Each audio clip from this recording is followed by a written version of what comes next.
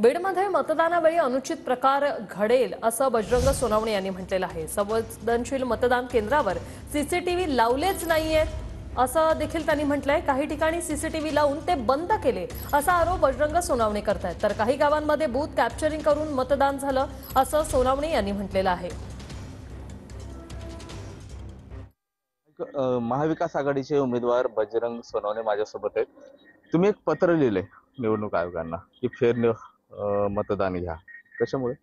काल ज्यावेळेस निवडणुकीमध्ये अनुचित प्रकार परळी विधानसभा मतदारसंघातल्या बहुतांशी बूथवर आम्ही निवडणूक आयोगाला पाठीमागेही सांगितलं होतं। निवडणूक निर्णय अधिकारी जी माननीय कलेक्टर आहेत त्यांनाही पत्र देऊन सांगितलं होतं की हे सेन्सिटिव्ह बूथ आहे, त्याच्यावर सीसीटीव्ही लावा।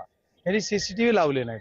स्पेसिफिक ज्या काही गावांच्या याच्यामध्ये त्यांनी सीसीटीव्ही लावले नाहीत, लावले तर ते बंद होते। आणि परळी विधानसभा मतदारसंघामध्ये एवढे भयान परिस्थिती केली की देशात कुठं घडत नसल एवढी वाईट प्रक्रिया झाली की लोकांच्या हाताला बाहेर शाई लावायचं, बाहेर काढायचं, मतदान करायचं। कोणाला मारहाण केली, कर्मचाऱ्याला, म्हणजे शॅम्पल म्हणून जे मी गावं दिलेली त्याच्यामध्ये धर्मापुरी आहे। म्हणजे बघा जिथं टक्का वाढलाय, आणखी एक विशिष्ट समाज ज्या गावात आहे त्याच गावात 92-93 मतं झाले। म्हणजे असं होतंय कसं?